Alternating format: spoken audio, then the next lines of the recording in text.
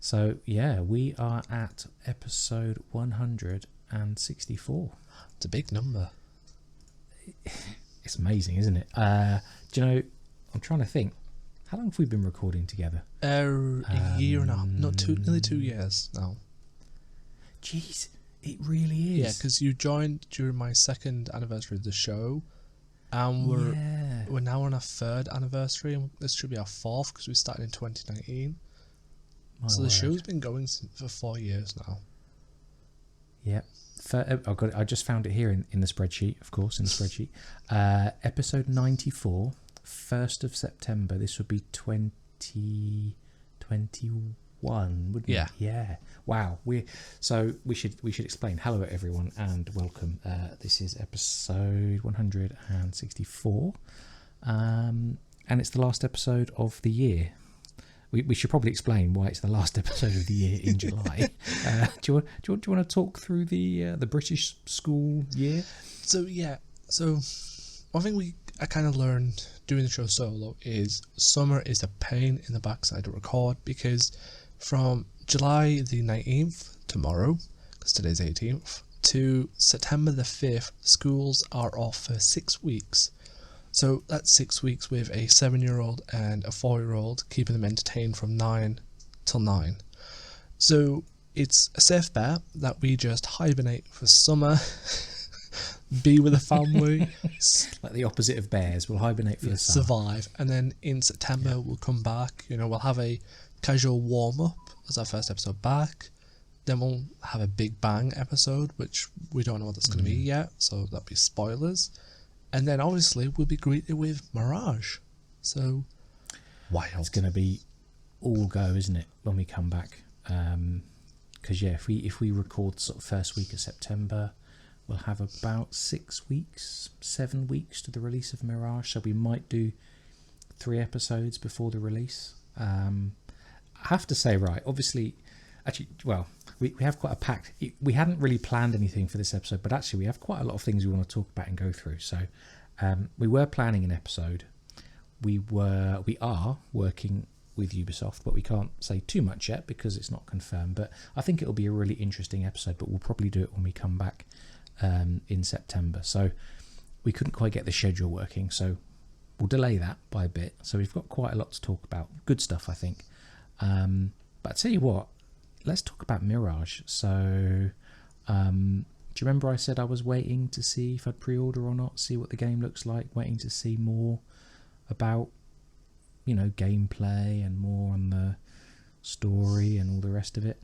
I've pre-ordered. Yes. I caved. No, in all seriousness, right? When we saw the stuff at Ubi Forward, we saw some of the more detailed videos, like was it Dev Diary or Dev Deep Dive? I can't remember. But I liked what I saw. Assassinations, sneaking into places, a tool wheel of a variety of ranged precision and ranged area weapons, smoke bombs and all the rest of it. I loved seeing the sort of the trap poison mines and all that stuff. There's still a lot we don't know about the story. We've seen a few more of the side characters, but you know what? I like pretty much everything I've seen. The only thing is that, and we'll come on to this topic more later, I is a bit of a shame that the movement isn't a bit more exciting, but pretty much everything else I'm happy with. So yeah, I pre-ordered. Is it £40 in the UK? £45? They're not asking top dollar. Most games now are moving into $60 or $70 pounds, euros. So I'm happy and I'm looking forward to it. And I'm thinking, maybe we do a live stream or two on the release day. Let's see how it goes. I may have caved and got the deluxe edition for the Prince of Persia stuff. Okay, nice. And then now there's photo mode. There's just going to be an influx of topless Basim photos. Oh my god.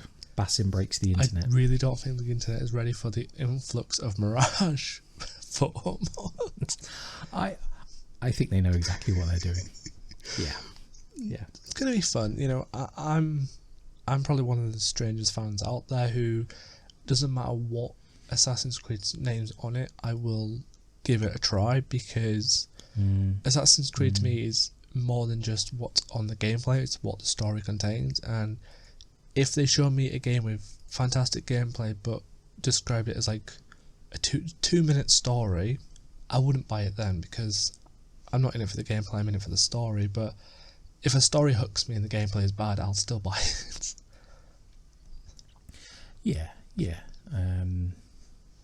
Some games have kind of completely reinvented the gameplay. Others have been almost the same as the game that preceded them, and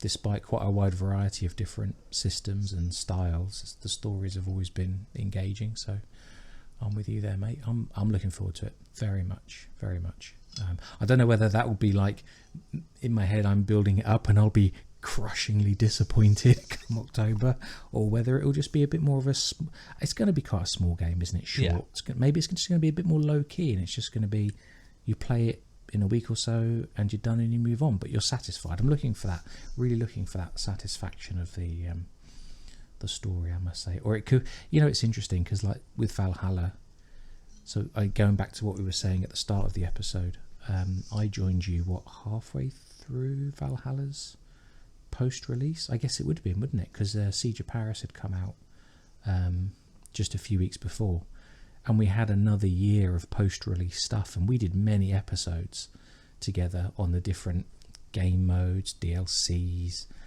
We did a whole sort of mythology stuff on the Dawn of Ragnarok story, and then with Andy from Andy Reloads, we did a kind of end of the saga summary where we looked back across all of the Valhalla story and Valhalla post-release. We kind of ended up with 2 years of stuff on that one game, and I don't think Mirage will give us that, and that's not a problem, not at all. We've got plenty to talk about. We've got loads of show ideas, and it's funny, we have a spreadsheet of probably 20 different episode ideas, and as fast as we record them, new ones arrive, and then there's a new book, or there's a new game coming out. So the list is always moving around, and we'll always find things to talk about. But I wonder if Mirage, will be done in a couple of episodes. It'll be interesting to see, won't it, just from kind of a podcast meta point of view, how much content, how much is there to talk about? Will there be in-depth character analyses? Will we be doing gameplay deep dives? I would quite like to chat with Hayate again, see if he does a no damage run of Mirage and get like an update from him. How difficult was this game to no damage compared to some of the others? So that might be fun to do in the future as well. I think one episode I have mentally prepared for Mirage that I don't know if it will come to fruition because it's just a pipeline dream for me, is I'm going to try and 100% the game, because it's a lot shorter, it's unit revelation style. So I was thinking, if I can 100% it, I will document the time it took me from playing, because I play about 2-3 hours a night, and then compare that to Origins, where it took me 6 months to I can't remember how the full length to 100%. So it'll be a good discussion for like trophy hunters. It's one of the most popular crazes on consoles. So good point. Are smaller titles more fun to hunt trophies with, or the more tedious because a smaller map with more collectibles means more nook and crannies to look through? Where, not to be rude with Valhalla, they're all spread out. So when you're looking for the spreadsheets, the song sheets. The parkour system for them's not fluid, but they're not like hidden like out the corner, or those like wanted posters from AC2 where they're like on a rooftop out the way. So open world has more room to put them so you can see, whereas smaller games will hide them in cracks where you're not supposed to look. So it could be an interesting discussion. Do you know the side content will be interesting? Because I haven't actually watched the most recent video that Ubisoft have published about the game, but is it going to be like world events in Valhalla, 2 to 3 minutes, almost like each one of them is like a unique puzzle, isn't it, to solve? Or will it be side quests of the more traditional type, or a mixture of two, or none, and just some assassination contracts? And then the rest of the world, will it be filled with chests, like you say? They might have a whole set of Arabic poetry that you collect, or mathematical sort of scrolls or something from the library. Who knows? But it'll be interesting to see what the team has learned from Valhalla and Odyssey and Origins in the earlier games, and they've said, haven't they, consistently, back to the roots. Now I do wonder if they regret that phrase a little bit, because it did set expectations at a certain level for some people, but how far will they go with that phrase? Like, will back to the roots just mean, you know, chests and other stuff to collect, or will it be a mixture of some of the side content from the earlier games plus some of the content from the newer games, you know, structured multi-step mini stories in side quests or whatever?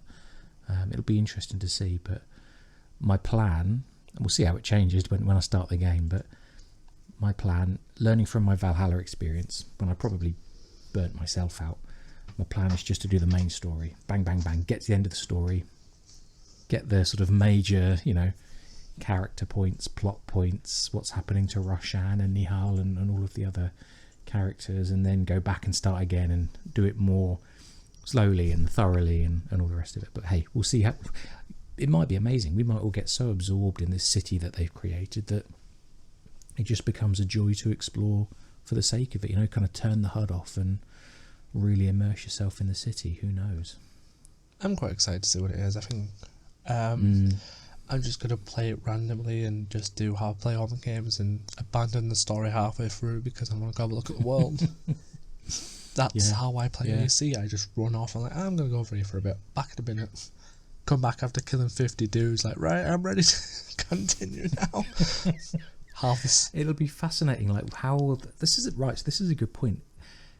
It looked, from what we've seen of some of the menu screenshots, that it's not going to have the same, or maybe it will, maybe I've misunderstood it, but it's not going to have the same XP and leveling and all the rest of it. You're going to unlock some tools, but is that it? Will you need to go and do side content to level up like you've had to do for the last 3 games? Or actually, Valhalla was a weird mixed case, but certainly Origins and Odyssey, you needed to be at certain levels at certain points of the main story. Or are they scrapping all of that and you can just do main story only and finish it and move on? Apparently, from some of the information, and to me this does cause a little bit of a level gating red flag for me, apparently the XP and level up is story gated, so you earn XP and levels as you experience the story, so you get skill points as you do the story. And the only problem I have with that is, does that mean that if you do like 6 missions, so let's say you're level 6, and you then go out to do side content and you bump into a level 8 area, does that mean you have to then go back and do the story, limiting exploration because you have to now continue the story? So you can't farm XP, you have to play the story to explore, and that's just as bad as having to farm XP in my opinion, because some players like to, like Unity for example. Unity is great because after you get into the city, you're off. If you want to ignore the main story, you can probably do all of Unity's map before you've even touched the story, because a lot of that's down to the gear you're wearing. So it's possible. I managed to scour the entire map and unlock it before I did the story. So there's got to be a mix, but hey, we can't speculate until we actually see it in our hands. That's the hard part. We haven't. Indeed. And I suppose like exactly what we do for the show, we're not really sure yet. Like I say, I would love to do like a launch day live stream, but we'll see how that goes because it depends on family and what else is going on in our lives. We'll certainly do at least one, if not a couple of podcast episodes, maybe more, I don't know, but it's really hard. Like we try to stick to a 2-week schedule. We might end up doing like a quick first impressions episode, you know, within a few days after release. So we're really not sure, but you know, we'll play it by ear and we'll keep people updated on the Discord, on the YouTube community tab, and of course on Twitter and whatever. But I'm looking forward to it. But I'm going to abruptly change topic, and I'm going to pour myself a little celebratory drink. I've got glass and ice. And, ASMR right here. I've got a bottle here, which I'm just going to take the cork off, and let's pour a bit of that in there. Just pouring myself a nice gin and tonic, mate, because we've got something. Well, not me. I haven't got anything to celebrate, but I'm going to celebrate it with you. Let's just open the tonic, shall we? Ready? This is going to be some amazing sound effects. Oh, there we go. We've just had an increase in ASMR listeners. Yeah. Let's just pour the little can of nice tonic water into there. And listen, I'm going to sit here. I'm going to toast you, sir. I'm going to sip my gin and tonic while you tell everyone your amazing news. I don't have any amazing news. I've been doing nothing. Yes, you do. Yes, you do. Cheers, everyone. It's quite embarrassing, but yes, after 15 years of planning it and just giving up, I've actually published my first ever short story. It's 34 pages, 10,000 words, but being published on the internet for a price, not on fanfic sites like AO3, it's an actual book that you can now get on Amazon. It's weird, alright? It's blooming strange to see that I type in my name on Amazon and I have a book there. So it's amazing, mate. Well done. Bloody well done. And to be honest, it's going to sound weird, but I actually have the AC community to blame for me wanting to get back into writing. And blame is a very strong word. Oh yeah, I'm blaming you and Maria Cloud for this, because prior to the first episode of the AC fanfic, I hadn't thought about writing again. You know, I gave up years ago. Then you guys talked about fanfic and I got curious, so I wrote the Freddy fanfic story. And then after that, I was like, I saw Rue's Codex October. I was like, oh, I could do writing for that. Then I did some more writing. Then Six Keys and Louise popped up a few weeks ago. Like, have you heard of yes. Nano Write More, which James has Tech Wizardry. You can put a link in the YouTube if any budding writers want to check it out. I will happily add a link to the description. It's we should say it's short for something. It's National. Oh, I don't know. Help me out here. National Novel. Oh. It's a funny acronym. National Novel Writing Month. That's the one. And it's sort of a community-led, sort of just, you know, inspire each other to write a chapter or finish a book or whatever you're writing. So you got inspired, didn't you? Yeah, and it was Louise who pointed out first, you know, Six Keys, and you mentioned the site, and I looked at it and I saw to do it in November, and it's a 50k book you have to write in November, and I was like, no chance in heck I'm doing that. Although I can take a project with me. So as a little tease here, I would like to announce that I do actually have a 50k novel in the works already, titled Confession of an Immortal.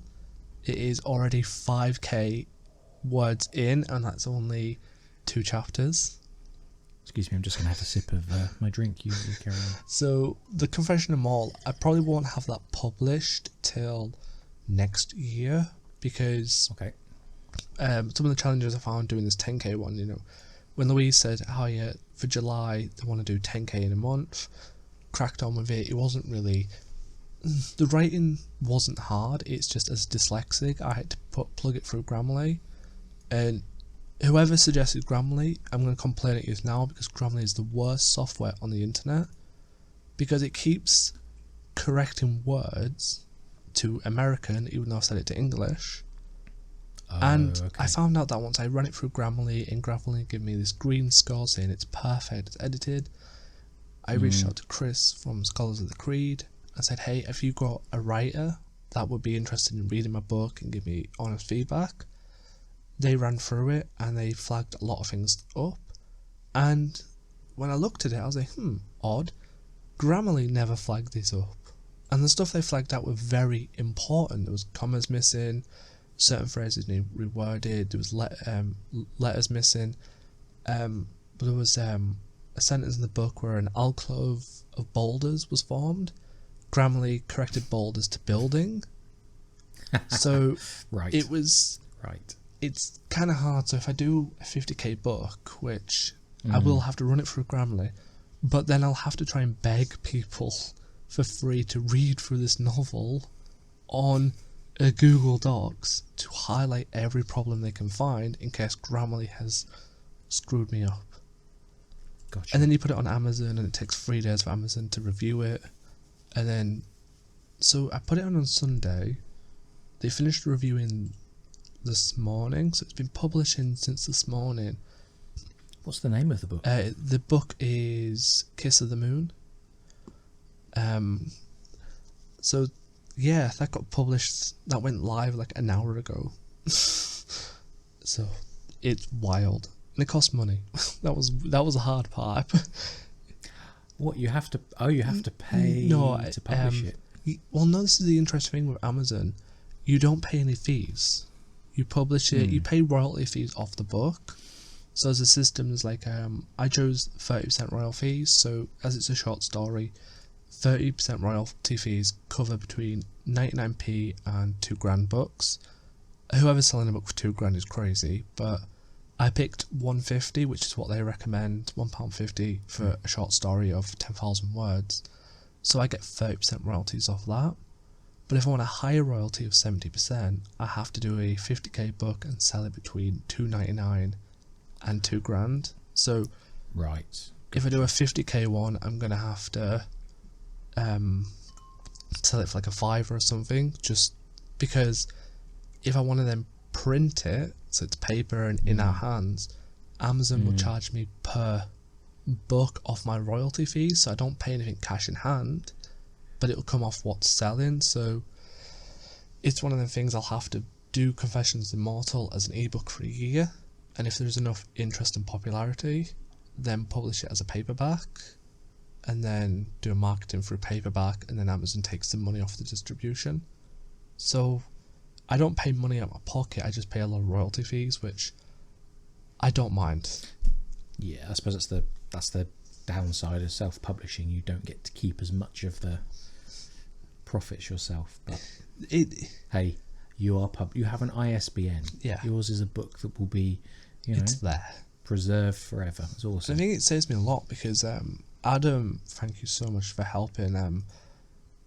He saved me about 40 grand because editors cost about 20 grand to edit a book, or some even charge like a £5 per page they read. So if you've got like 600 page book and they have to go through it, that's £3,000 odd, and it's like I don't have £3,000. If I had £3,000, I wouldn't have started writing a novel. Yeah. So self-publishing means I don't have to go through the process of finding a publisher like Bloomberg, Penguin House. If I do it through Amazon, it's off my own back. I've got to scour the sources. So writing the 50k words and I'll focus on Kiss of the Moon. Writing the 10k words was blooming easy. That was easy enough, cracked out, done. But it's then having someone to read through it who's willing enough to give their time and give their honest feedback, and then you've got to wait for Amazon to review it, and once it's out there, you just fingers crossed that you've got enough promotion that people are going to be interested in it. And if no one's interested, then you've not really lost much because it's still there. If someone's interested, then you get a bit out of it. And hopefully my bigger book, my 50k novel, will be more successful, because that one's been 10 years in the making. So a 10-year book that's finally been made into paper is going to be a big achievement.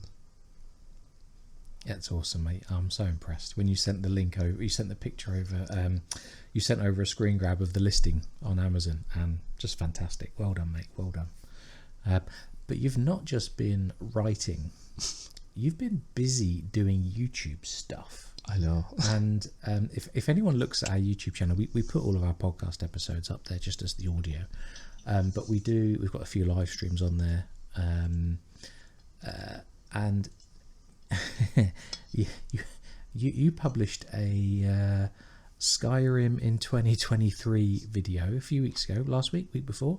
It has become our most watched video on the channel. So I think we're going to shut the podcast down and just become like a Skyrim YouTube channel. Yeah. Hey, Skyrim is epic. Tell us the story. So tell us about Skyrim. Tell us what made you made this video, and what was your sort of talking points. I'm going to blame Marcus, who's a community engagement officer from Ubisoft, who is for Star Players, because he said to me, "Hi, did you know you can put videos from your Xbox into OneDrive?" here's Declan for years, like, oh, I need 80 quid, I need 100 quid, I need to buy capture cards. No, there's a drive option. So when Marcus said, put it on drive, light bulb. I love Skyrim. I'm obsessed with that blooming game, to the point I will be buying, when I get enough money, the anniversary upgrade, so I can buy all the DLC mods just to play the game again for the 20th time. So when Marcus said that, I was like, you know, it'll be a laugh. I will record some screenshots, some random B-roll, put it into the OneDrive, sit down with DaVinci and just talk. It's going to sound dodgy, but talk absolute nonsense about why I love this game. Like, I tried to script it, but I didn't like the script because I just wanted to talk nonsense about why the game is just a lot of fun. Even if I did just sarcastically make a reference to Lord of the Rings at the very start. And one of the most popular memes of Skyrim is that really long intro, where it's just like fades into black. Where he's on the back of the car, Yeah. is that right? He says, hey you. So I can't remember, you know the rest of it. It's probably the most memed intro. Everyone like does stuff like, hey, let's meme it better. Let's have Layla entering an Animus and her memory reload is Skyrim. So it was. That's why you needed that. Yes, so it was just a meme, because if you type in the Skyrim intro meme on the internet, you'll see people doing like when people fall over, and then it's like, hey, you've waked up. So it's a legit meme, and I thought I'll take it one step further and put Layla into the Animus, and it took me a while to do that, but I had it so this clip you gave me, Layla's Animus, had a black bit for the loading screens, as it's about 2 milliseconds. I took that and put it right at the end of my clip, so it looked like it fades to black as she's leaving the Animus. Nice. So it was like a little joke that she's gone in. This is the memory of her playing Skyrim, and then she's left. But I've been on some crazy whirlwind ride lately. I don't know what's got into it. What else have you been doing in terms of videos and stuff? I did an Anno 800 review. Right, tell me about Anno, because it looks like SimCity, but sort of in the olden days. But better. Okay. So now you're talking to someone that played SimCity 2000 from the original floppy disks in about 1994 or something. So SimCity 2000 has a very special place in my heart, my friend. So you tread lightly. Well, the thing is, I did a written review of Anno, and I was very displeased with it because written reviews don't get much traction over YouTube. So I really wanted a way to sit down and do YouTube, but as again, I didn't want to buy capture cards. I don't have time for capture cards or OBS settings. So when, again, learning how to do it through the Unity video and the Skyrim, I did that, and I just did a general review. But I think Anno better than Sims if you're looking for more of a realistic history based, you know. Sims has some wild things like fires, aliens, invasions, but it's a proper down to the earth historical based like cities builder. You know, there's a lot of Syndicate vibes because it's 1800s, which is around about Syndicate, so it's the industrial age.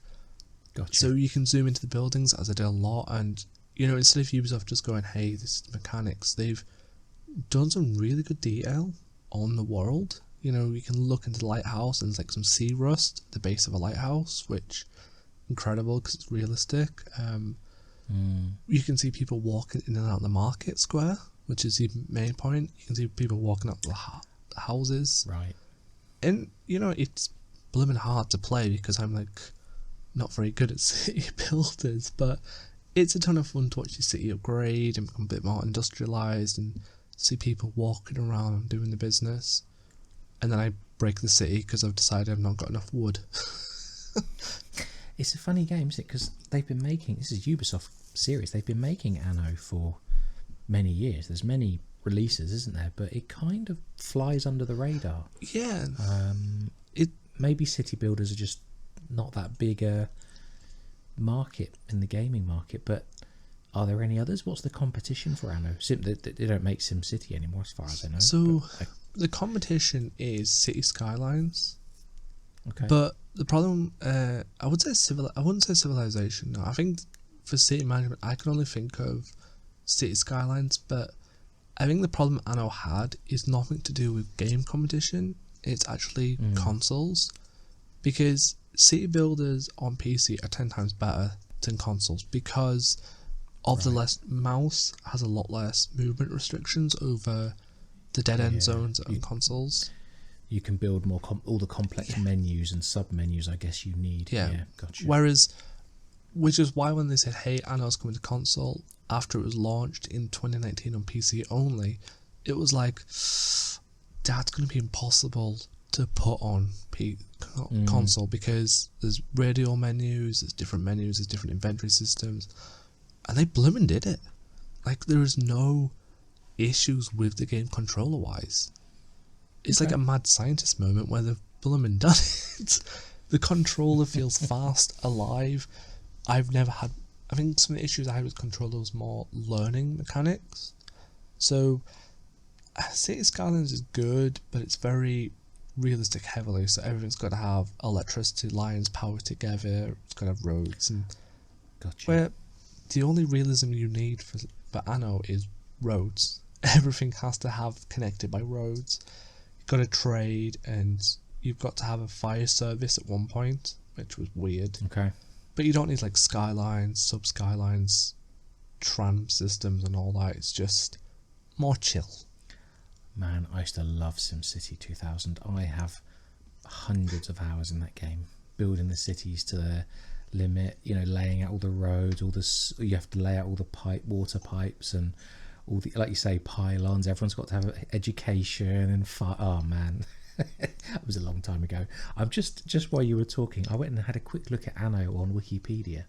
So the first game, Anno 1602, was released in 1998. Wow. And since then they've released, well, including that one, 1, 2, 3, 4, 5, 6, 7 games in the series. So yeah, Anno 1800 was released in 2019. Developed by Ubisoft Blue Byte. That is a studio I hadn't heard of before, to be honest. Based in Germany.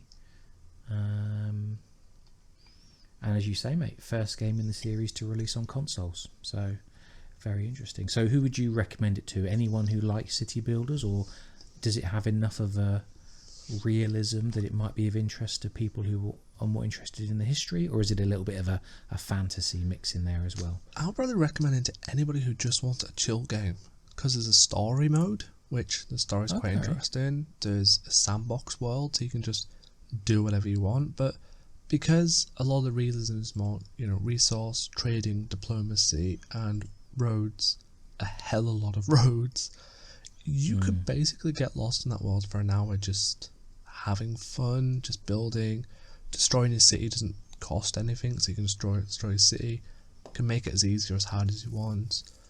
As I suggested in the video, if they're going to do a sequel, add Google Street View system to it, because I just wanted to go on road level and just watch people running in and out of the houses.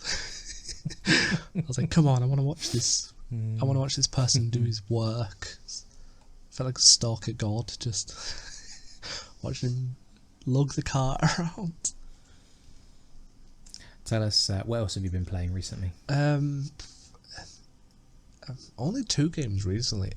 Senua Saga Hellblade, the first one, and I'm struggling to get through that, if I'm honest. Mentally, more like. It's a good game, and I like to take breathers from it because the world design.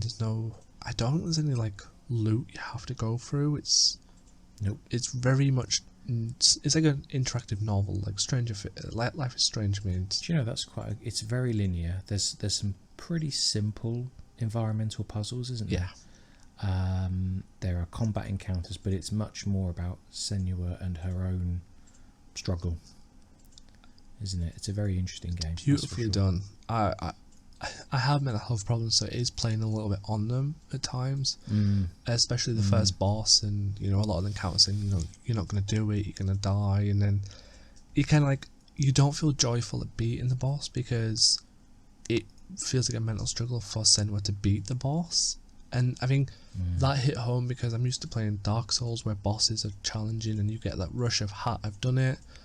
Or you play RPGs where you're just a god and it's fun just to melt bosses. But this time it was like, I've done it, but the journey to get here was blooming difficult. I've had people telling me I'm not good enough, being dragged down. Some people were encouraging me. It just felt heavy in a good way. That I felt emotional at the end. And I need to finish it because it is a good game. Yeah.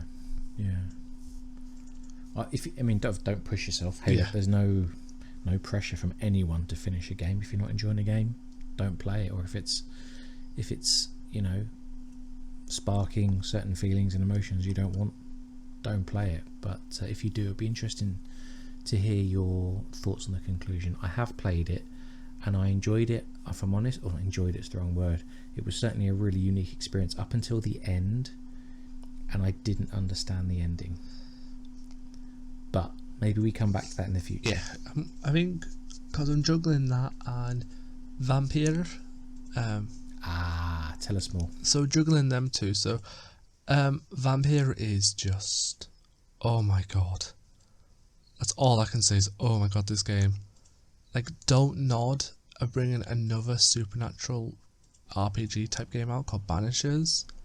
And I'm loving Vampire so much that I want to play Banishers.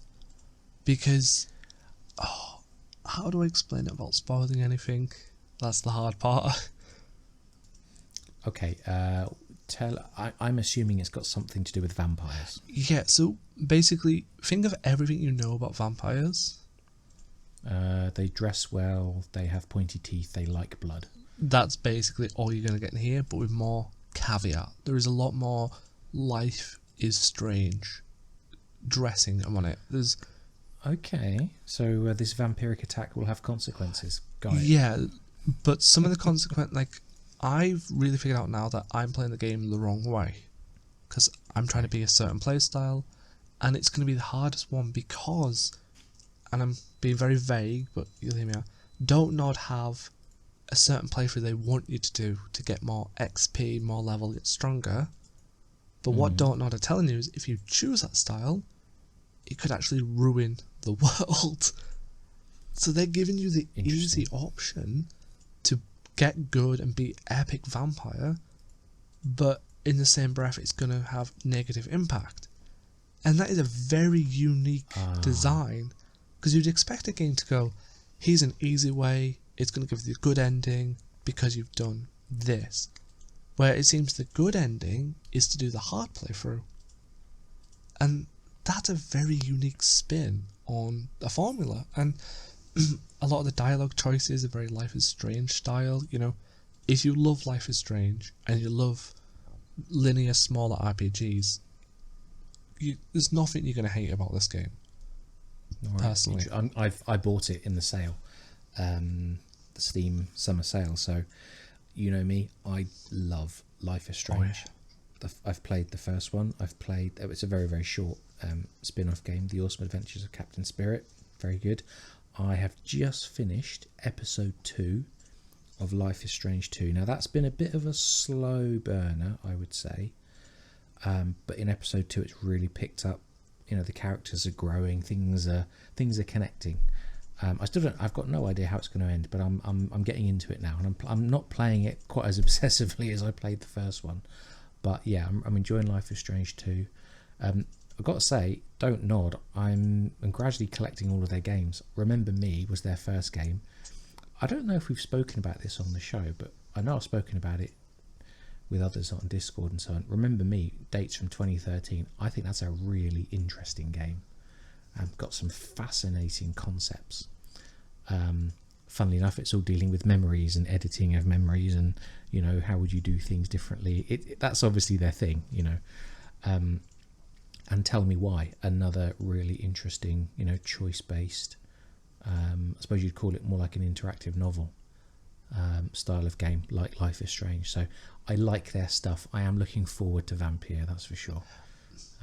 Might be a little while before I get to it, but I'll let you know. Well, I've just pulled up the website for Banishers from Don't Nod, which is the next one, and think I have that on my wish list. I'm just going to check. Carry on. Sorry. Their blurb from their official website, so no spoilers, is New Eden 1695 and Tia Durrett and Red McRae are lovers and banishers. Already lovers, you know there's going to be some emotional heartstrings pulled right here. Who vow to protect the living from the threat of lingering ghosts and spectres. Already interesting concept. Following a disastrous last mission, Antia is fatally wounded, becoming one of the spirits she loathes. Okay, that's interesting. In the haunted wilds of North America, the couple desperately searches for a way to liberate Antia from her new plight. Just that concept just screams amazing. So, two lovers are already going to be heartbreaking about being pulled apart, but also dealing with the fact of they don't like spirits, so she's going to become the thing she hates. That's already going to be a heartbreaking concept. And judging by how good Vampire is for combat, world building, how great Life is Strange is for basically story beats, there is nothing about this game that I think is going to be bad. I think it's what was the name of their upcoming game? Banishers Ghosts of New Eden. Right. I thought I had that in my wish list, but I don't. Oh, it comes out 7th of November this year. I will stick that in my wish list. Yeah, I don't know why, but over the last year I seem to have really like Don't Nod stuff. So I'm following them more closely. Same. Banishers is on my wish list for when it goes on sale. I'll probably pick that up as well. Because some of the concept art I've seen from their official website just looks... I mean, I'm just in love with Don't Nod. Like, I just love those stories where it's a bit more story heavy and a bit more immersive than the usual type that you can get. So we'll have to see. They did a detective one called Twin Mirrors as well, which is about a detective. Interesting. I think that one was, Sam Higgins left his hometown and everyone knows behind 2 years ago, but the death of his best friend. He has to confront the town's troubled past and his own. And yes, some of the pictures of it look absolutely amazing. That's I think me and you maybe one day build up a Don't Nod collection. I think we are. We did do a Life is Strange sort of off-topic episode a few months back, and that was a great conversation. I'm looking forward. Like I say, Life is Strange 2 has been a bit of a... It's taken a little while to get into it, but I'm enjoying it. I'm also looking forward to playing True Colours. True Colours is so good. Yeah, you have said that to me for about 18 months, and it's funny. It's that cover art of True Colours. It's Alex Chen, the lead character. She's got this big multicoloured background. It looks like the Holy Ceremony festival in India. So she's got this big burst of different colours behind her, a hand laid out, and it's such a fantastic pose and such a fantastic cover art. And I've had that in my mind for like 18 months. But I wanted to play the games in order, so I started with Life is Strange 1, which I think is fantastic. I'm gradually working through them. So yeah, I shall let you know. I hope to finish Life is Strange 2 in the next couple of weeks. I have got a few other games on the go as well, but then I'll definitely go straight into True Colours, because I'm looking forward to that one, that's for sure. True Colours is good. It's my favourite by far. Understood. What else you playing? Anything else exciting going on? No, that's all. That's all I've been able to afford this month, and I think Fair enough. I've entered a chance to get a Steam key for Starfields, so I can try and like review that. But okay. God knows if that'll go anywhere. So I think this year I'll probably just stick to Vampire, Senua, and Mirage as the only games I'll be buying. Understood. Yeah. Unless anything comes out for free. I made a few purchases in the Steam sale. I chuck a lot of stuff in my wish list and then I just kind of leave it there. So I bought Vampire like you. That was £7, which I think is a bargain. I got Dishonored 2 for a £5. Oof, that's a good game.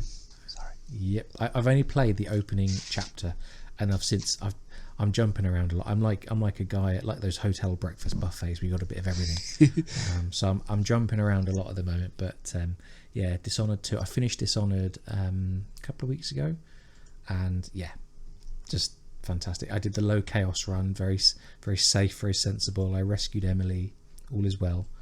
But yeah, I love the vibe of Dishonored, and I'm really enjoying that intro to Dishonored 2 is great. So I'm looking forward to getting into that. But yeah, I'm probably going to finish Life is Strange 2 first. But then yesterday, on the day before, when I was just looking in the sale to see what was left, I saw BioShock, which I've never played any of them. Let me tell you. So I got BioShock Remastered for £3.50. I got BioShock 2 Remastered for £2, and BioShock Infinite for a £5. So for £10 I got all 3 games. Now I started Infinite yesterday just because it's the newest game, and I thought I'm just going to play it. I know that they are connected and I might miss certain story beats, but I thought I'm just going to try. I've no idea what I'm going into. It was a complete impulse purchase, and I am hooked, absolutely hooked. This game is insane. Oh, yeah. The visuals, the art design, just the creativity of this floating city that they've created. Plus the story is pretty damn disturbing. So, but yeah, I am hooked. I am fascinated by this series, and BioShock Infinite. So yeah. Infinite, in my opinion, is the best one. I've played all 3.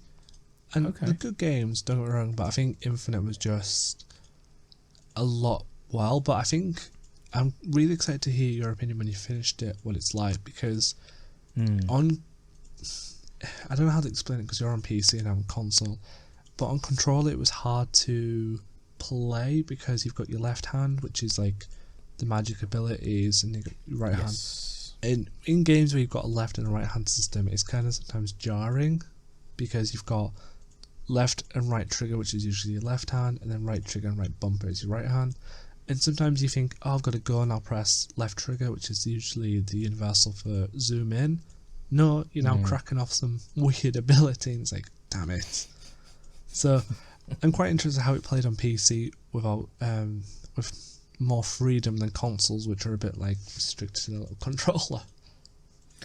I'm not finding it difficult. It reminds me a lot of Dishonored, to be honest, because you've got regular, weapons if you want to use them, what am I talking about? No, it gives me similar vibes, but it's that blend of like real world grounded stuff and magical stuff. That's the bit that that's why I say it sort of calls back to Dishonored. Plus it's got this really stylized world, really stylized art style, but I know they're very different games. But yeah, in terms of just playing it, it feels very natural. Left click for your gun and right click for your magic ability.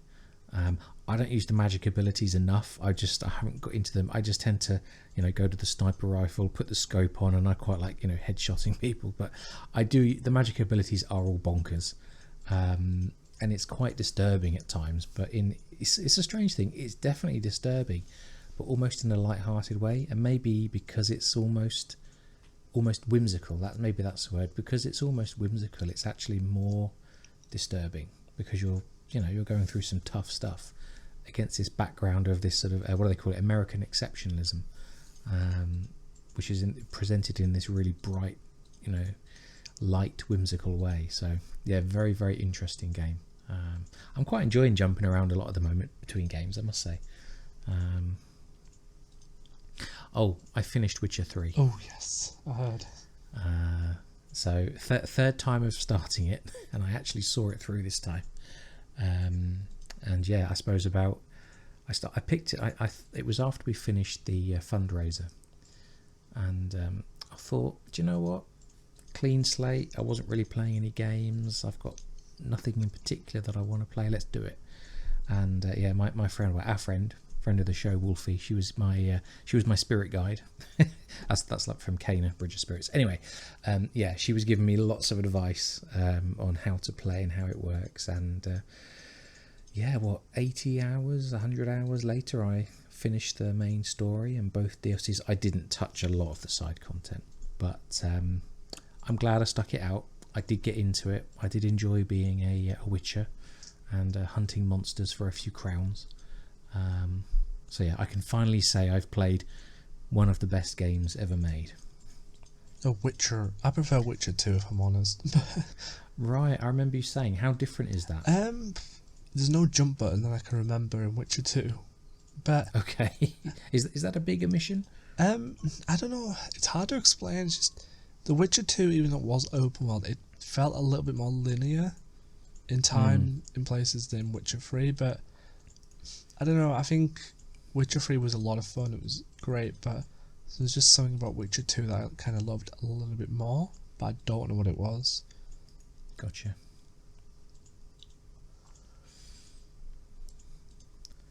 Fair enough. Have you played the first one? Because that's going back, what, 12, 13, maybe more years? No, I only played the second one, which was quite weird because, as I know it's off tangent to what we're discussing, but The Witcher's an 18 game, and I remember walking into Sainsbury's to get a Devil May Cry game, and the Sainsbury's person was like, "No, I can't say the games unless you've got ID to say you're over 16." I was 15 at the time, so I couldn't buy a game. So I went into the game shop. I picked up Fallout 4 and The Witcher, both 18 games, handed over my money and walked out. They never once asked for ID, and I was like, hang on a minute, I can't buy a PG-12 game because I'm not 16, but I can buy 18 games without ID. I was like, fair enough. I got home, probably binged The Witcher 2 in 4 days. Nice. Fun little game. I wasn't a big fan of Fallout 3, but it was good. And then Witcher 3, I think I played for a friend, and that was quite good, but I probably won't play it again. I don't see myself, I mean, obviously I've kept my save game. I don't see myself playing it again because I'm happy with what I did and the ending I got and all the rest of it, and also because it is a big time commitment. Yeah. You know, since I finished Witcher 3, I've replayed Dishonored. I played a couple of very small indie games, Teacup and another one I can't remember the name of, and I'm quite enjoying just much shorter games. You know, you get in, you do some stuff, you have some fun, or you learn a few skills, finish the story and move on. Jedi Fallen Order, that's the other one I've played. Let's talk about that, because you like a Dark Souls game, don't you? Yes, I do. And I've never played a Souls-like before, and Jedi Fallen Order is considered, or is called, a Souls-like game. Yeah. And I wouldn't say how to explain it. I have gone from not having any interest in Souls-like games to at least having an understanding. Do you know what I mean? Yeah. Because that game, the bosses are quite challenging. I've no idea if they're, harder than, your hardcore Elden Ring bosses or easier. I've no idea. But certainly that's a very different style of game to what I'm used to.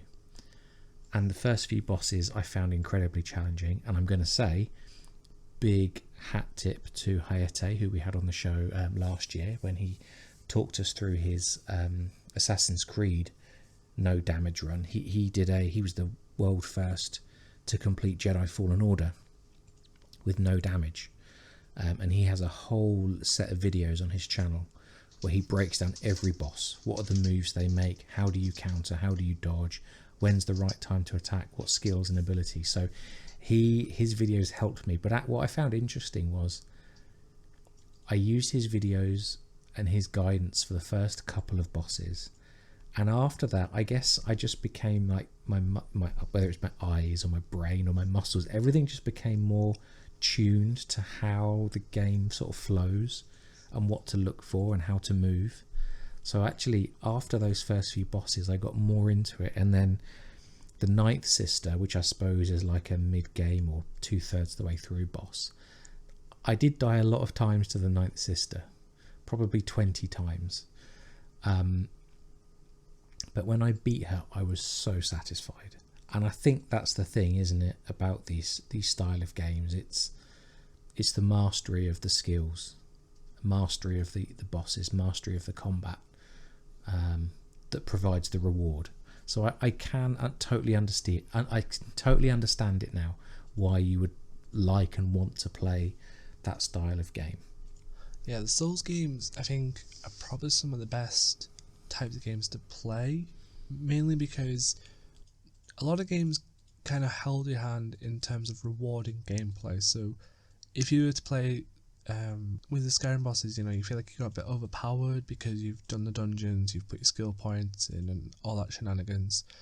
Other RPGs, it's the same. You know, you can like go over level yourself, and I suppose you can over level yourself in Dark Souls, but there's always a chance in Dark Souls that you'll still get your ass handed to you, even if you over leveled, if you misinterpret a dodge or an ability, and that's kind of the skills that why Soulsborns are interesting to play. I do understand a lot of the community members that are like, you know, they're too hard, there needs to be an easy option. I would never disagree, because, you know, sometimes it would be cool to have a little bit way to tune boss's health down a little bit. That was a big discussion. Was it after Elden Ring came out? Because, you know, that these games should have an easy option. I've got to say, personally, as someone who is fairly unskilled, I don't agree with that. I think if a game comes out and says, this game is hard, then you know what you're buying. And if you don't think you're good enough, just don't buy it. Play something else, you know. I think I'm on the side of Dark Souls games need a easy mode to curb the toxicity of the community, because people's assumption is, oh, I'm struggling with a boss, you need to get good, and that's kind of an offensive thing, because the problem in a Souls game is not that you're bad. You could be, you know, a very good player, you could be very leveled up very well, you could know what you're doing, but if you're struggling with timing over a boss attack, it's not your fault. There's some bosses where there's two attack you at times. There's one of the first bosses, Margot, in Elden Ring. He has close range, long range attacks. The second one, Godric the Grafted, you can get him to half health, and you're like, yeah, how epic. He will then stick his fist into a dragon and turn into some dragon-handed monster who can breathe fire. Oh my god. You could literally have got his health down in 10 seconds because you're that good. But as soon as he gets to his second form and you start, you know, rushing, you start getting overconfident and you die, that's not you being a bad player. That's just you getting overconfident. So to then say to that person who's struggling, get good, that's not fair, because... Get good is just the stupidest comment, because... And again, to come back to Hayate, what he does in his videos is he says, he breaks down, these are all the animations the enemy is going to do, and he shows you what to look for. You know, the arm will go back, or they'll take a step to the left, then they'll swing their lightsaber, you know, top right to bottom left, and because he breaks it down for you, you can then go back into the game and you can say, I see that animation now, and your eyes gradually get more and more tuned in to what to look for. And I think that's what was happening to me, kind of subconsciously. He gave me that leg up to get started, and then I started to tune into it more. Get good is just a stupid comment. What does that even mean? You know, some things are not obvious. If you've only ever played RTS games, and then Origins, you decide to pick up Origins in the sale. If you've never played melee combat, even to us a simple thing like, I don't know, tapping spacebar to dodge, that's not obvious at all, because you've played racing games and RTS games. You're not going to know about dodging and parrying. You're going to have to learn that. And if all someone ever says is get good, well, what does that even mean?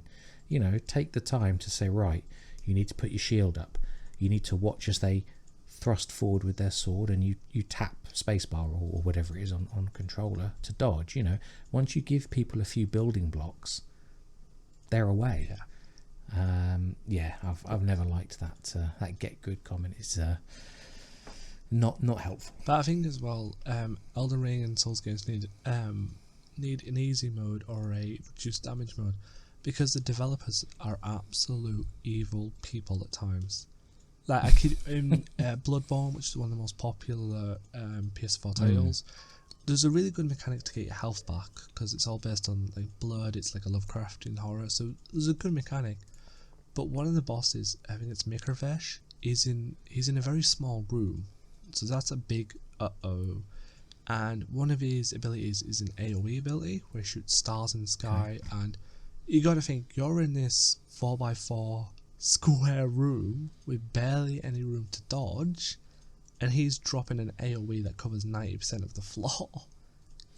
Oh damn. Yeah, even like I had a friend who completed it 6 times. He was on his like 5th new game plus. He's literally, he one shots most bosses, and he said like if he doesn't time the attack right, he will lose because of how small that room is. And it's one of the moments where, you know, there's ways around it. You could make it easier, but come on, Elden Ring people. Sometimes you do it on purpose. There was one boss I fought that was in the middle of a poison swamp. So as soon as you get off your horse, you're getting poisoned. So you're getting a poison tick down, so your health's deteriorating, they're shooting magic at you, and it's like, seriously, you're just doing this too evil. But even those bosses, like you said, that are hard, is there a strategy where you can always beat them, or is there always an element of luck, you know, RNG, whatever you want to call it? I'm going to say both, because all bosses are on loop. There's always the attack animations are always the same, they never change. It's how I've beat a lot of bosses, because I beat the first werewolf boss in Bloodborne, which is meant to be the one who's supposed to die up. I beat it because I watched people's Let's Plays and I figured out the attack animations. So there's an element of loop, but there's also an element of luck, because you could hit at the right time during mid-animation. So there's again with Godric the Grafted, once he starts his fire ability, he stands and points outwards and it's an arc. Now, you could be sensible and wait till he stopped and then to the blind spot, or if you've managed to glitch underneath him by accident when you were dodging and you like parry him while he's doing it, you just locked yourself into killing the boss. So there is an element of both luck and playthrough, and I've looked into defeating enemies because one's charged at me and I've just stepped away from a cliff and it's charged off a cliff. That's not meant to happen, that was just lucky. Hey, you take the luck when it's dished up definitely. to you. That's how you're meant to play them. It's luck. Yeah.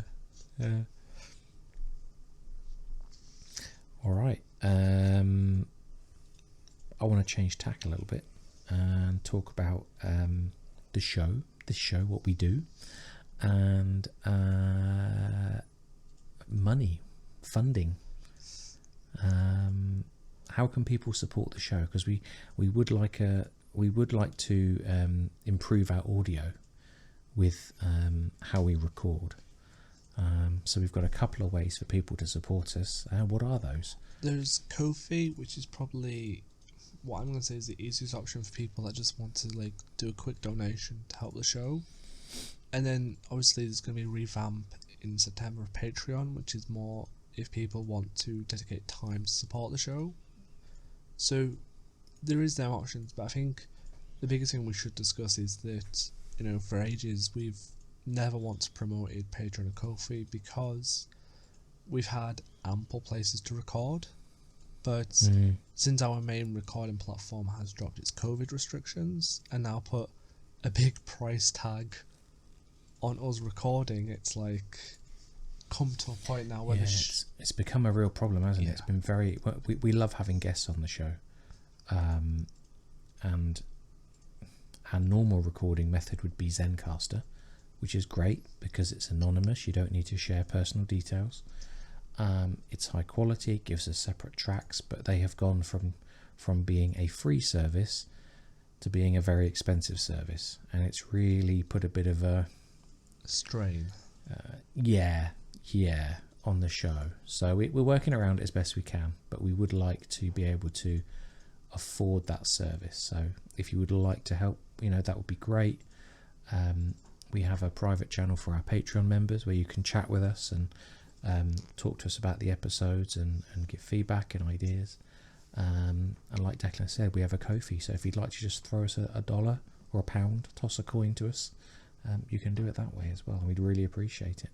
And I think the stance we are going to take, if we're in agreement, is we have these services, but we're not going to become a show where every episode it's going to be straight in your face of, hi, can you pay us? You know, No, we've never done that. The links are always going to be in the description. We may promote it in the odd episode just so people are aware, but we'll never become a show where every post we do on Twitter where it's like, hi, Mirage has this cool blue dye, oh by the way, pay us Patreon money. You know, we're never going to become one of those like content creators that everything we do there's going to be a Patreon link attached. You know, they are in our descriptions, so they'll forever be there, but we will judge when and where's the best time to promote it. Like, I think realistically, if we're doing an episode, let's say with Darby McDevitt, we can't just pause the chat with Darby McDevitt for 5 minutes and be like, hi, Patreon people, Patreon, pay us. And yeah, it's annoying, isn't it? It's not cool. No. You know, but if you would like to give a little bit of help, we would really appreciate it. We've got to keep the lights on somehow. My toast is getting cold. Just teasing. All right, I want to talk about another topic which it connects to some recent videos you've been making, but also Declan. Oh God. Now Declan, you've been getting into trouble, haven't you, on the internet? I'm sorry. Do you wanna talk to us about parkour? And you know, I'll tell you what, I'll set the scene. So, Mirage, releasing in a couple of months' time. You know, it's the next major release in this franchise. It'll be released nearly 3 years after the release of Valhalla. It was, at least for a few weeks, being developed and considered as an expansion to Valhalla, a DLC to Valhalla, before the switch was made to making it a standalone release, you know, standalone story and all the rest of it. It's such an interesting picture to pick apart. So the development is being led by Ubisoft Bordeaux. They are one of Ubisoft's smaller studios. They do have experience of working on the franchise. They led the development of Wrath of the Druids, I think. Plus they've developed other projects for Ubisoft, but this is their first kind of, let's say, full Assassin's Creed game. They've been saying for a long time, you know, that they are going, this game, Mirage, will go back to the roots. And I think that probably set expectations in the wrong direction. Now, all the content we've seen the video clips, we've seen the dev notes and all the rest of it. What's become clear, and as was confirmed in the recent Reddit AMA with the creative leads, the movement, the parkour, is going to be very similar to what we have become familiar with Origins, Odyssey and Valhalla. It might be slightly faster. That's actually not clear. There's clearly a new move with those big pole vaults for crossing open sections of the city of Baghdad.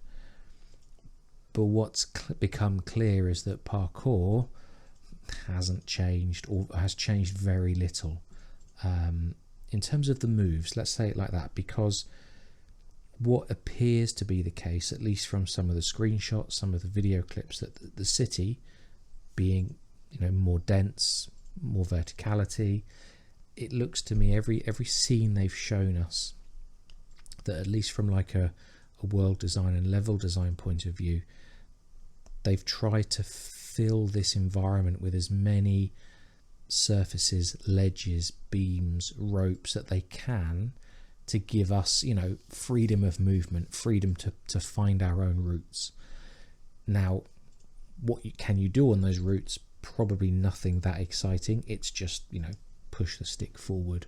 Maybe you change your height, so instead of being on a rope over the street, you could drop down and run along a series of window ledges or balconies, or you can be on the road. So it's definitely, it looks, we don't know yet, we're still 3 months away, it looks like a big leap up from Odyssey, which generally had much more open cities with very few routes. It's a significant increase or improvement on Valhalla, just because Valhalla had almost no cities. I mean, Jorvik had a few routes, but it wasn't very. There was very little height. It wasn't very exciting. You know, London wasn't great. There were no big cities in Norway or Finland or whatever. I mean, Paris. You couldn't even enter the city of Paris without using a little hack, which was later closed. So Valhalla did not provide really, out of a couple of routes, many options for parkour.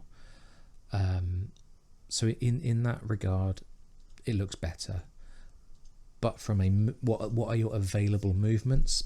That looks like it's actually not going to be any different to Valhalla. Now, some people are really not happy about that. I'm going to be honest.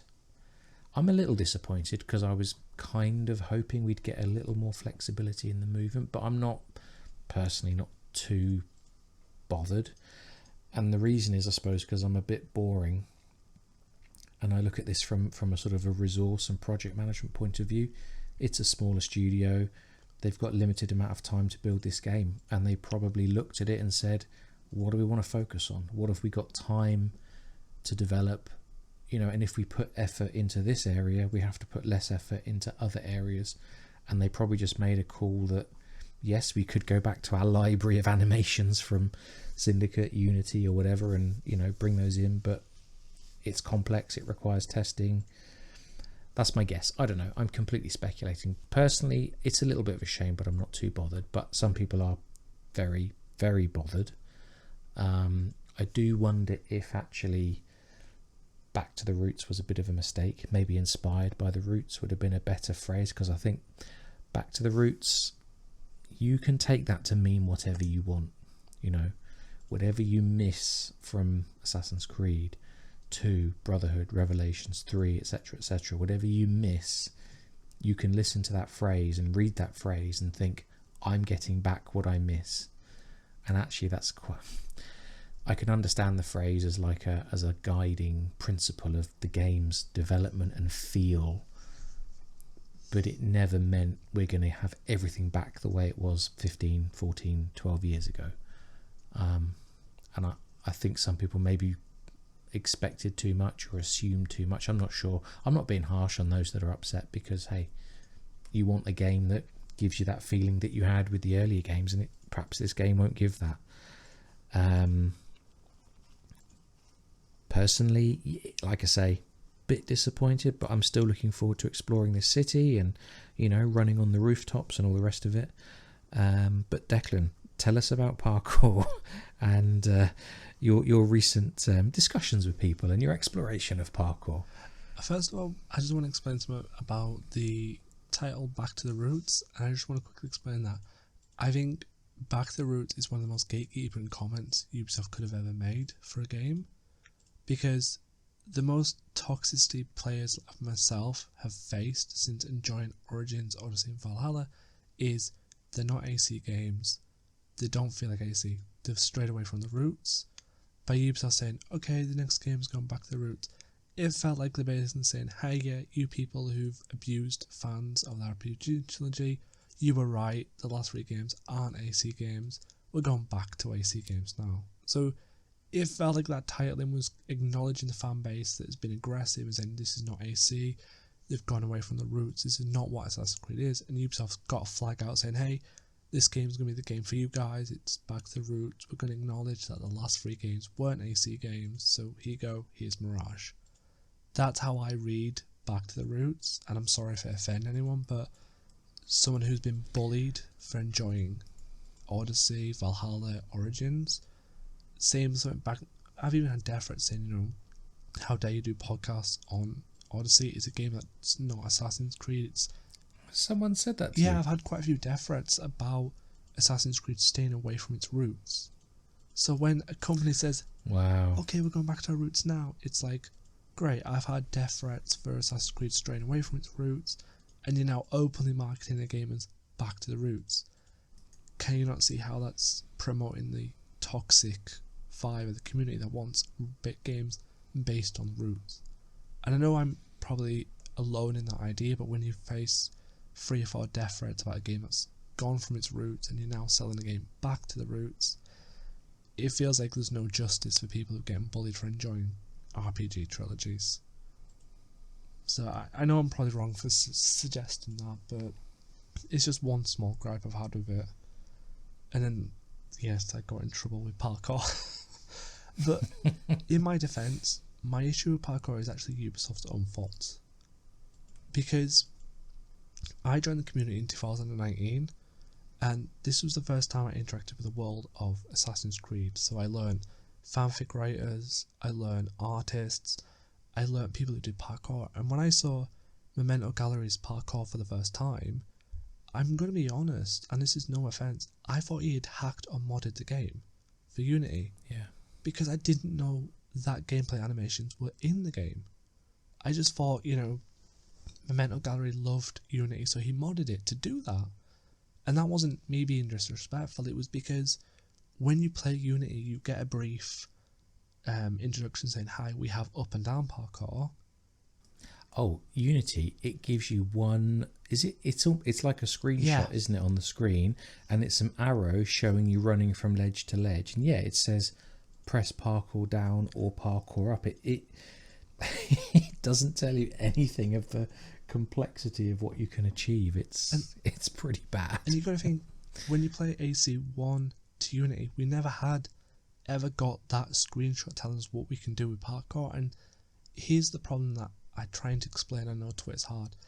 When you're a lone gamer with no friends, no community, and you're playing AC1 to Unity with a system that doesn't tell you there's up, down, there's back ejects, there's side ejects, they just tell you nothing about parkour, but they tell you here's how to social stealth, here's how to combat.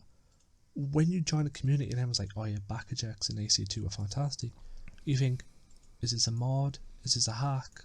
And then they show you how to do it, and you're like, I didn't know, because the game doesn't tell you. And I'm not saying that games should hold your hand, I'm saying that Ubisoft needed to be a bit more tutorialization with this mechanic, because they showed us how to counter. There's a whole mission in AC2 where Ezio learns how to social stealth, pickpocket, and there's a whole emphasis on Assassin being social stealth and combat, but there was never an emphasis on Assassin being parkour. It just felt, in my opinion, parkour was just a side thing to get from A to B. It was never a part of the game, and I know the tombs made you do parkour, but what people don't realise is the tombs were the hardest thing for me to play in AC2, because I didn't understand the parkour mechanic, because no one tells you. So for years I've just played simple parkour of left, right, up, down, not doing the movements, because I didn't know it existed. And I shouldn't feel ashamed for that, but so coming to this community and learning it, I think people have been modding, I think people have been hacking the games to do this animation. And when I watch videos like Leo K, which I started doing, and they've been breaking it down in a helpful way, it's like, okay, I understand now that... I saw your comment on his video, actually, one of his older... Was it one of his older Unity guides? I've been watching them now to understand more, because... Yeah. I do agree. The man's a legend, because he doesn't assume your knowledge. He doesn't judge. Like, you, if you interact with him on Twitter, or I've posted a few comments on his videos, and he always replies, which is awesome. Yeah, he doesn't judge. He just says, this is how it works. This is what you can try. Here are the toys in the toy box. Go have fun, and that's how it should be. But I think, like, this isn't only okay. This is just a general praise. That's not how it should be, because people don't join communities all the time, so they play a game on their own, and people like Leo Gay, who is such a great boon to the AC community, teach them. People may never find his work because they don't interact with the community, so they're playing all these games, and let's say they add in back ejects, side ejects into Mirage, for example. A player who never steps foot into the AC community will never know that mechanic exists if Ubisoft don't utilize it. That's true. I mean, that won't. If they finish the game without doing a back eject, that's fine. Yeah. If they enjoyed the story, enjoyed the game, that's fine. I think where people get, it's such a complex issue to unpick, isn't it? So if we set aside, like, what expectations did people have a few months ago to what are their expectations now? Like I said a moment ago, these, like most games, they give you a range of tools, you can choose which ones you use, and which ones you ignore, and that's part of the fun of making the game your own, isn't it? And parkour in the older games was one of those tools. You could just walk along the street, you could get Ezio on a horse and ride around the Colosseum. That was your choice of how you wanted to explore the world and play the game and approach the targets, and parkour was a tool to be used.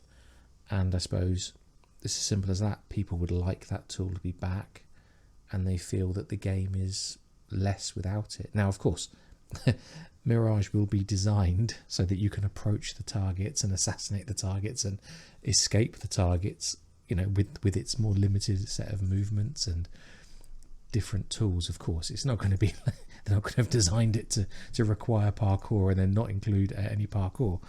But yes, I can understand that people are frustrated because they'd like that creative flair, or just that choice. Sometimes I do want to sneak in over the roofs and do a back eject onto a tree and then drop down and kill the target, and I can't do that in Mirage because it doesn't have the options. So, and I can understand people being frustrated. To be honest, I can understand as well, because as I've said before in some chats we've had about parkour, I don't dislike the mechanic or think these things should be banned or removed from the game. My problem is more of, I will never see the point of these mechanics if Ubisoft will never explain they're in a game. And it's that's my whole point of why I think it's such a small mechanic that is not a big deal. It's not because I think it's bad or I think it removed, because I love seeing Memento Gallery's parkour videos pop up on Twitter. They're amazing, and I would never say to him or anyone, "Oh, that shouldn't be possible," because I think it should. Getting from A to B in creative freedom should, but I will never say that these mechanics aren't important, because if Ubisoft aren't going to utilise them or let players know that they exist, then they'll always feel less important, because a player who never discovers them and plays a game for 15 years and doesn't see them, how does that mechanic come across as important? Because if it was important, we would have seen it. It's like stealth. It is a fair point, right? Let me think. I'll tell you what, I think it's in order to... Okay, let me try and explain this. So, in order to achieve like the highest level of skill in these games, if you just play the game on your own and you never watch a video, interact with anyone, you would need an awful lot of trial and error to reach the highest skill level, or you go and watch a movement guide or whatever. But in order to watch that movement guide, you've got to know what you're searching for. If you don't know even that parkour exists, you can't type that search term into YouTube and say, I don't know, AC Brotherhood parkour guide or whatever it is you're searching for. So you do need to achieve a certain minimum knowledge of the game in order to then take it to the top level. And maybe that's where in the past the games have failed. They've not even really, I don't know, maybe I might be barking up the wrong tree here, but maybe they've not even achieved that sort of minimum level of player assistance. I'm going to agree, because as I said in my Unity parkour video, I only wanted to learn Unity parkour because of that small tutorial that says we can go up and down. When I learned that you could go up and down, I think I spammed up and down, trial and error a lot of times to see what it can do, because I knew it existed. It's still not obvious. It's even with that. It's not, but image that pops up, what you can do. I mean, I've played hundreds of hours of that game, and I can't. If you put the time into practicing routes, of course you can do it, and I never have. But I use parkour in that game a lot more than any of the others, just because I loved the game so much anyway that I put the time into the movements, and I parkour a lot in that game. But it took me ages to get the timing right. You've got to put the input in at the right time to then have Arno do the animation you want him to do, and adjusting for that was what took me ages. It's an interesting topic. I wonder if I'm trying to think of the game. Am I thinking of Batman Arkham? No, I'm thinking of Have you played Spider-Man or Miles I Morales? played the original Spider-Man, yeah. The first one, I didn't play this DLC. Right, I've only played Miles Morales. It came as a bundle with my PS5. I'm going somewhere with this, so hear me out. I'm going to... Well, let me check with you. So in Miles Morales, when you're doing the web swinging, it's very, very simple. There's only a few controls you need, but it feels amazing. But you get a little HUD element that will show you... It will move very fast. It will show you this is where you're going to swing to, or this is where your web's going to connect with. So you're constantly... Of course, you've got the amazing visuals of flying through New York, but you've got that HUD element that shows you where you're going to go next. If you press the button now, this is where you will swing to. Do they have that in the older game that you've played? In the Spider-Man, they did, yeah. Right. So it does make me wonder if Assassin's Creed needs like an assisted mode. So as you're moving through the city, now I appreciate from a UI, people laugh at Ubisoft's UIs because they have a lot of stuff in them. Of course, you can turn it all off. But I do wonder if Assassin's Creed would benefit from like a animus training mode, let's call it that, where you're on a rooftop or you're climbing up a wall, and it shows you different markers. Okay, up to the right, if you press RT and stick right, you'll jump to the right. If you press just, I don't know, RT and stick and legs, you'll take a jump up to that marker. Again, it would clutter the screen, but I just wonder if there would be a way of doing that as like a training mode to help people understand what is truly available in terms of just from this fixed point where you are now, a ledge, a rooftop, a windowsill, whatever. These are all the moves you can make with a single or maybe two inputs, and that would help people see what's possible. Because again, coming back to the Unity example, the more I played, yes, the better I got, but actually it was more like I started to read the streets and the buildings in a different way. I started to see, these surfaces are parkourable, these aren't. I know those are reachable with a jump, these ones don't need a jump. I can side hop to this surface here but not to that one there. Oh, I can side hop but do parkour down to do a twirl. And you start to see the world. You know how Neo sees the Matrix, and it becomes code when he finally gets his connection to the Matrix. It's almost like that, and I'm sure it's like that for people in the older games who've just understand the inputs and how the worlds are built. And I never achieved that level of understanding with the older games, but I did with Unity, and it is a joy when you get that connection. But the game doesn't teach you any of it. I had to go and watch Jace's and Leo K and others to see what was actually possible. But just to come back to my point, I do wonder if a movement assistant mode would be a way of teaching people, or just opening their eyes. These are all the things that are possible. Go have fun, and then they'll gradually build their knowledge out to the what the limit of what's possible. Well, that's the problem. See, this is coming up to another point that I didn't discuss on Twitter, and it's harder, that limit. When you play AC1 and you get through the Animus HUD at the start, they teach you to social stealth, hide, what the different movements are. Yeah. They never once teach you parkour. You then play AC1 and you... That's true, actually. They don't, do they? That's a very good point. You learn the combat ring, and that teaches you combat. AC2, again, they learn you combat through the auditory place. They learn you social stealth. They don't learn you parkour. In Brotherhood, they added the training rooms for parkour, and I have discovered them, but there was no in-game section to ever mention them. I didn't know they existed until I rushed through the menus because someone suggested it. And here's the point. If Unity can have such a throwaway line of, oh yes, you'll see multiplayer assassins that you can join, why cannot Ubisoft be like, before you synchronize with your ancestor, we have uploaded a new training program to better understand the mechanics. Literally, it's just that simple. Do you know, in the Unity, the way Unity is framed, you are are you the initiate? Yeah. You're the Helix initiate, aren't you? You could have had Bishop, welcome initiate.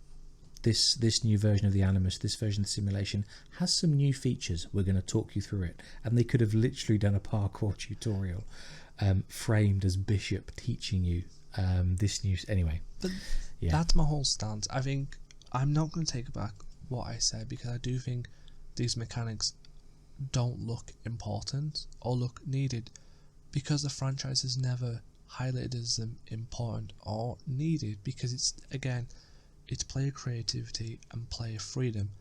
I adore player creativity and player freedom. I would kill to see people do what they do in Unity in Mirage with Basim. I'm not saying that I don't want to see it. The problem I'm saying is, can people understand that when you're never shown these mechanics, when you're a solo gamer with no community to help you, can you understand how these mechanics don't look important or needed? It's like someone giving you a recipe for a cake and they're telling you eggs go into it, and you make the cake and it's terrible. You're going to think that's how the cake's made, and you'll do something wrong because someone didn't tell you you needed eggs. Is it your fault as the player for not trial and error to put eggs in? Well, no, it's the person who gave you the recipe. They taught you everything else, they didn't tell you it needed eggs. And that's my problem with parkour and these back ejects and side ejects. It's not that Ubisoft should get rid of them, never put them in. It's more of, if you want them in the game, show players the agency. Heck, in your weird menu UI where you have YouTube links to your videos or your other games, I'm pretty sure if you reached out to Leo K or Memento Gallery and asked if you could in-game have in their videos highlighted for people to click on them as tutorials, you could get the community involved in building tutorials. So as soon as a player comes on and sees continue, load game, and then the news, and there's player guides, that would be phenomenal. Well, indeed. Yeah. And I think another point I'd like to get your opinion on with the parkour is world agency. When you play Unity, there's nothing to do on the rooftops. There's no people to fight on the rooftops. There's no mission on the rooftops that I remember. Everything is ground level. Social stealth is ground level. Citizen saving is ground level. Ubisoft really need to make going onto them rooftops a reason. You need a reason. Well, I think in the Unity example, that's probably deliberate to encourage you to use parkour to reach and then travel across the rooftops. So you've got, I suppose, to simplify it, you've got, like you said, ground level where there are guards but there are crowds, so that's your social stealth level. But then at your mid level you've got gunners, you know, your snipers on balconies and sort of lower roofs. I mean, you can kill those guys, that's fine, but then you've got the higher level, which is, you know, the apexes of roofs and so on. My assumption is that's deliberate because they want to encourage you to either social stealth on the ground level or Parkour. Get up to the sky and use parkour. See, that's something that I always found funny. So in the earlier games, and you know, as I said before, I've come to these games long after they were released. I'm not the best at the movement in the earlier games, but when I started playing the early games, I went in thinking, this is great. I'm going to experience the parkour of the early games. This is going to be awesome. And actually, I ended up not using the roofs because they're covered in archers and gunners. So why would you go up on the roofs when you're just going to be shot at? I generally would use social stealth and hang around on the streets below. But again, player choice. You give players a range of tools and you let them build their own approaches and their own story. So I would rather it returned as a fully fledged, you know, flexible tool. I'm going to say that. I think I'm going to stand by it. If they want to bring it back as a fully fledged tool, don't half-arse it and keep it hidden. That's always going to be my stance. Don't bring back ejects, side ejects, whatever, and just keep them hidden for players to find, because you need to give players a reason to use them to experiment. And if that's through, how you use it before you do a continued memory, we have virtual training rooms to help you get accustomed with the memory stream. Boom, perfect. Or in the menu I have player guides, again, boom, perfect. And that's the sort of agency that I'm looking for. I'm not looking for like missions where parkour's the only route to need, because players will still do simple basic speed parkour. You need to let people know that these movements exist, and that's my gripe. I I'm repeating myself, but I love Mental Galleries and Leo K's videos there, and it's why I'm going to keep doing my novice plays parkour videos, because Do it, mate. Good. I'm glad. Yeah, go back to the earlier games and see how you get on and what you can learn. I'm going and to play uncover. AC1, and I'm going to be basically honest with people when I play it. It's because I want to see what was hidden from the player base, because that's what it feels like. I don't think it's fair on players like Leo K and Mental Gallery that have to be the ones to teach people, because if people don't know what they're looking for, they'll never find them.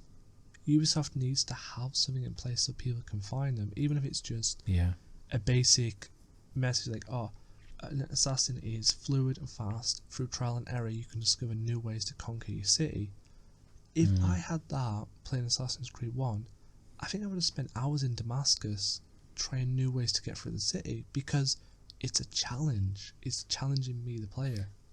That's it. You've built your own challenge with the tools available in the game. I think that's what people want. And they want more of their own reasons to play, rather than just here's another side quest or here's a river raid or whatever.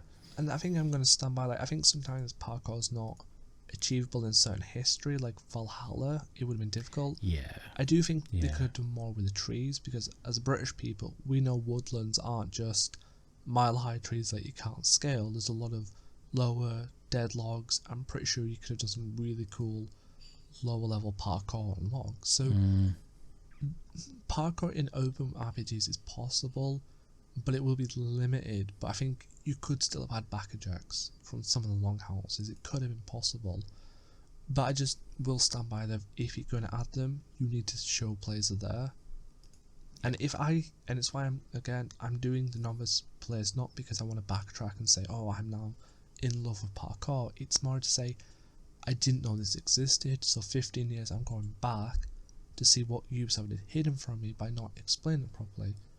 And if I never did the podcast, I never will have discovered backer jacks, because I never would have joined the AC community, because I didn't know it existed.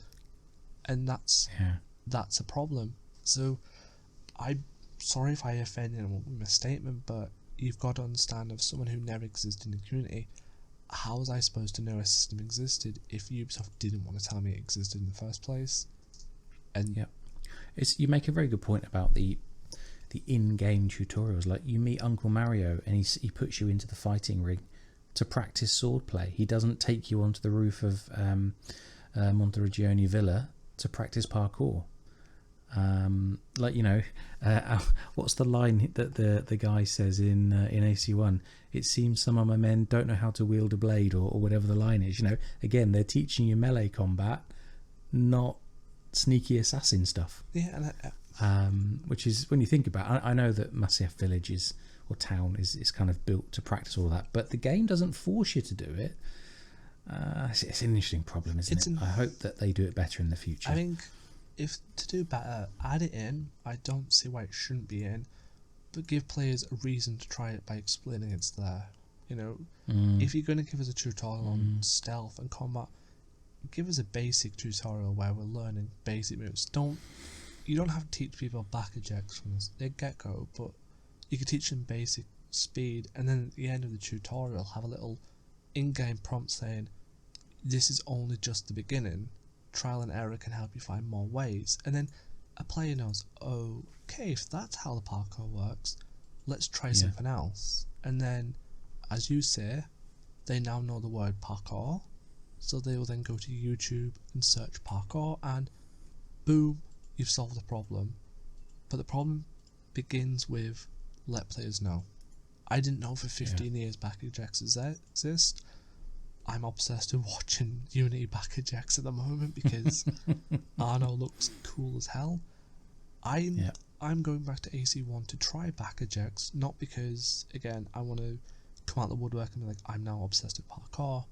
No, I want to go back realistic and say, I played this in 2007, didn't know it exist. What can I do? And then I'll probably fail, kill some guards, fail again. But my stance is, but you'll improve. It's like a Souls game, mate. It's like a Soulsborne game. I may not enjoy it because I like stealthy, stabby, but it's a good fun to have. My player choice is stealth, stabby stabby, but I would love an understanding of back ejects and other parkour movements, because why not?